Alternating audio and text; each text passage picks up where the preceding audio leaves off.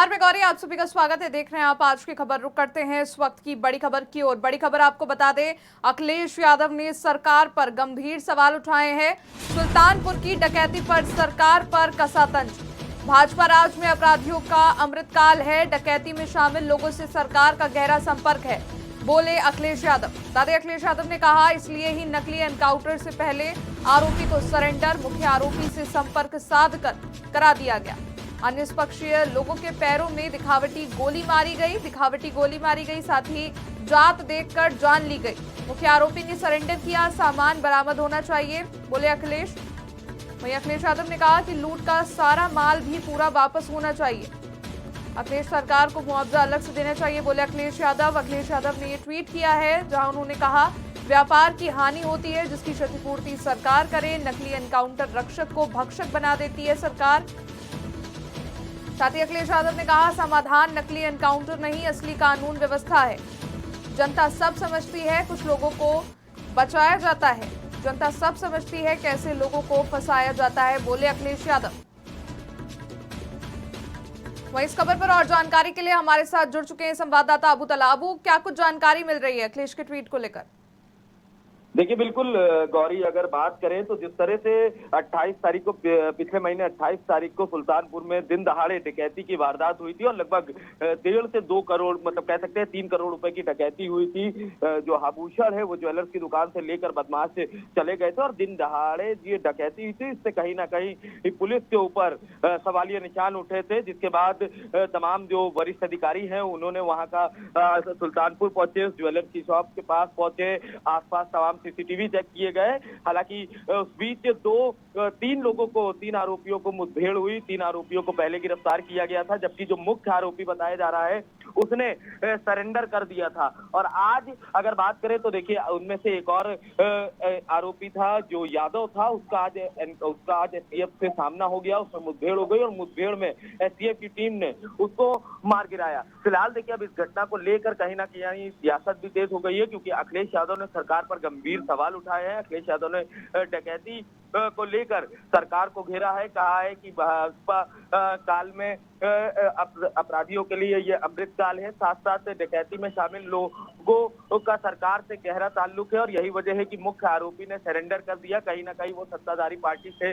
जुड़ा हुआ है, इसी वजह से उसको सरेंडर करा दिया गया, जबकि जो दूसरी जाति का था उसको गोली मार दी गई। तो देखिए, तमाम चीजों को लेकर अब अखिलेश यादव हमलावर है सरकार के ऊपर। और अखिलेश यादव ने यह भी कहा है कि ये सरकार जो है ये नकली एनकाउंटर करती है, तमाम आरोपियों के पैर पे ही गोली मारी जाती है जिनको, और जो कहीं ना कहीं सत्ताधारी पार्टी से जुड़े होते हैं उनका सरेंडर करा दिया जाता है, दिखावटी गोली मारी जाती है। तमाम ऐसी चीजें हैं जो अखिलेश यादव ने कही और इससे सरकार को घेरा है। फिलहाल अगर बात करें तो देखिए, एक बड़ी घटना हुई थी सुल्तानपुर में, दिन दहाड़े डकैती हुई थी।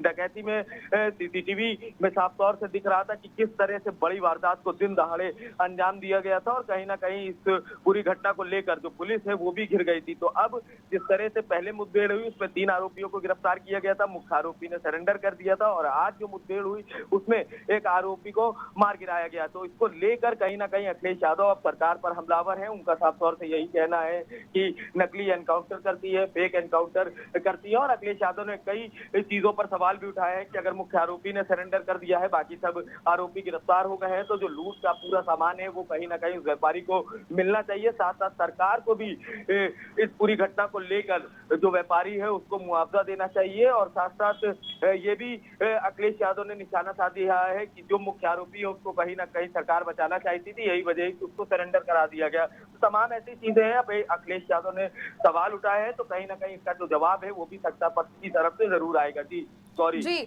अब वो देखा जाए तो ये सुल्तानपुर डकैती पर अखिलेश यादव का ये बड़ा ट्वीट माना जा रहा है। इस पर नेताओं की प्रतिक्रिया भी गहरी सामने आ सकती है।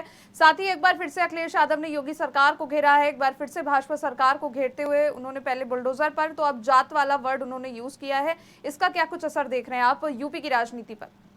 देखिए, यूपी की राजनीति की बात की जाए तो जुबानी जो जंग है वो लगातार जारी है। चाहे हम अखिलेश यादव की बात करें, चाहे हम उत्तर प्रदेश के मुख्यमंत्री योगी आदित्यनाथ की बात करें, दोनों ही नेता एक दूसरे पर हमलावर हैं। जिस तरह से आज ये मुठभेड़ हुई और मुठभेड़ में इस आरोपी को मार गिराया गया, तो कहीं ना कहीं इसको लेकर अखिलेश यादव ने सरकार पर सवाल उठाए हैं।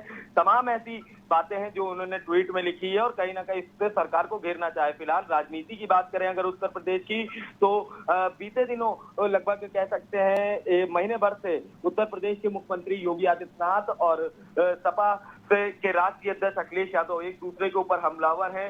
हालांकि दोनों ही नेता नाम नहीं ले रहे हैं, पर बंद जुबान में दोनों ही एक दूसरे के ऊपर तंज कसते हुए नजर आ रहे हैं और यही वजह है कि अब जिस तरह से ये एनकाउंटर हुआ है, इसको लेकर भी अखिलेश यादव ने सवाल उठाए हैं, सरकार को घेरा है। साफ तौर से अखिलेश यादव का यही कहना है कि जो मुख्य आरोपी है जिसको सरेंडर कराया गया है वो कहीं ना कहीं सत्ता पार्टी से जुड़ा हुआ है। यही वजह है कि उसको सरेंडर करा दिया गया। बाकी अन्य लोगों के पैर में गोली मारी गई और इस एनकाउंटर को लेकर भी उन्होंने सवाल उठाए हैं। तो कहीं ना कहीं अब ये जो राजनीति है उत्तर प्रदेश की, इसमें काफी हलचल है और देखा जाए तो आने वाले समय में उपचुनाव है, तो कहीं ना कहीं दोनों ही बड़े नेता आमने सामने हैं। जी गौरी।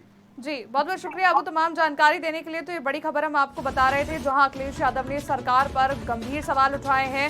सुल्तानपुर की डकैती पर सरकार पर तंज कसते हुए अखिलेश यादव ने ट्वीट किया है। उन्होंने लिखा, भाजपा राज में अपराधियों का अमृतकाल है। डकैती में शामिल लोगों से सरकार का गहरा संपर्क है, इसलिए नकली एनकाउंटर से पहले आरोपी का सरेंडर करवा दिया गया। मुख्य आरोपी से संपर्क साध कर सरेंडर करा दिया गया। साथ ही निष्पक्षीय लोगों के पैरों में भी दिखावटी गोली मारी गई है।